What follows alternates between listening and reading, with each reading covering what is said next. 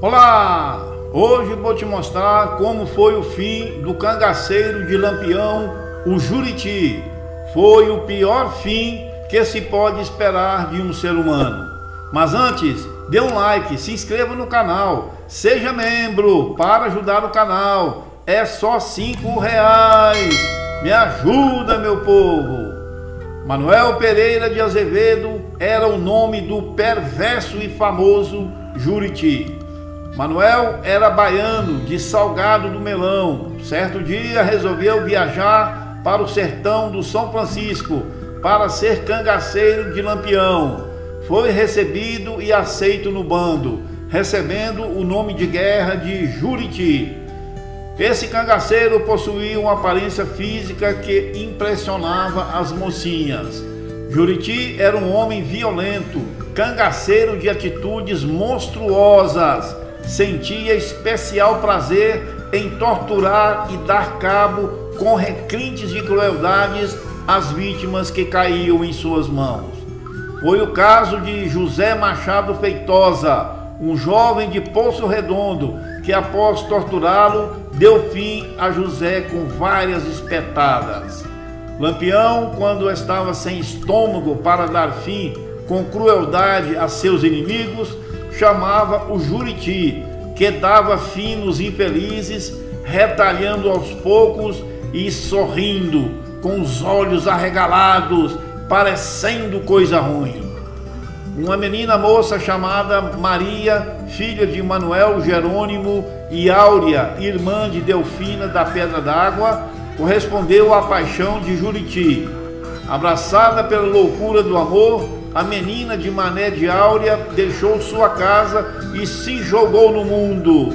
Os seus sonhos e a sua ilusão era passar a viver com Juriti, o tão falado e comentado cabra de Lampião. Na grota de Angico, vamos encontrar Juriti e Maria vivendo aquele instante de suprema agonia. Lampião, Maria Bonita e seus companheiros foram embora desse mundo. Sem o grande chefe, os bandos espalhados pelas caatingas foram se desfazendo. Alguns fugiram e outros se entregaram às autoridades. Juriti devolveu Maria para a proteção de seus pais. Juriti e o colega cangaceiro Borboleta são convencidos pelo amigo da Pedra d'Água e também seguem para Jeremoabo, onde se entregam ao capitão Aníbal. Recebem o mesmo presente que Maria recebeu, são liberados da justiça. Borboleta pegou um cavalo e sumiu no mundo, e nunca mais se soube notícias dele. Muito esperto. Em Salvador, Juriti consegue trabalhar como vigia de uma fábrica. Em 1941, é despedido do trabalho e retorna para o sertão de Sergipe. Burrice. É seu desejo visitar os amigos da Pedra d'Água, obter notícias de sua antiga companheira e seguir viagem para o Salgado do Melão, a sua terra de nascimento. Chegou ao último porto do Baixo São Francisco em uma quarta-feira e seguiu para a fazenda de Rosalvo Marinho, onde se arranchou e dormiu. O sargento de Luz foi avisado da inesperada presença de Juriti na casa de seu cunhado, Rosalvo Marinho. O sentimento impiedoso do militar não perdoava ex-cangaceiros. Juriti teria que pagar todos os crimes que cometeu durante a sua vida no cangaço, e de Luz seria o juiz que iria condená-lo. Assim foi feito. A quinta-feira amanheceu e ainda muito cedo o café foi servido. Juriti conversava animado com seu amigo Rosalvo. De Luz e seus rapazes haviam cercado a casa. Surpreso, Juriti se vê na mira das armas dos atacantes e é imediatamente preso. Sorrindo, De Luz diz: "Mas que surpresa! Nunca pensei que Juriti fosse um passarinho tão manso. E caiu no alçapão facinho por demais. Esteja preso, cabra!"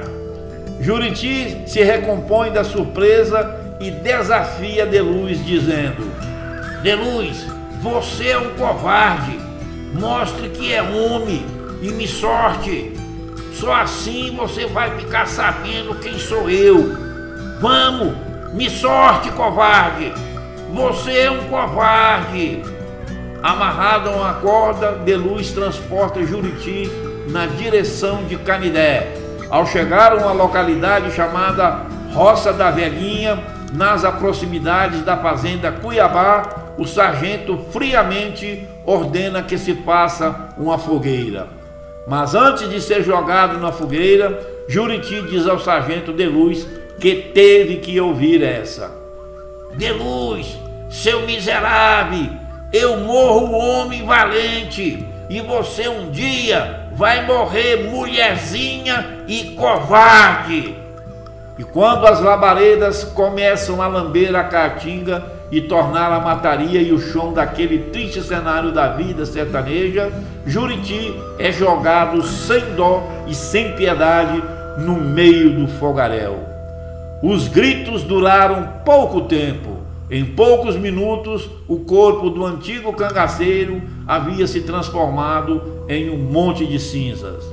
Ficando por várias décadas como testemunha daquele medonho momento, os botões de metal da calça de Juriti, além do negrume deixado pelo fogo no local do monstruoso assassinato do cangaceiro Juriti, cabra de Lampião.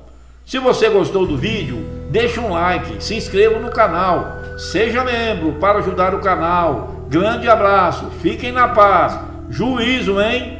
Porque eu fui!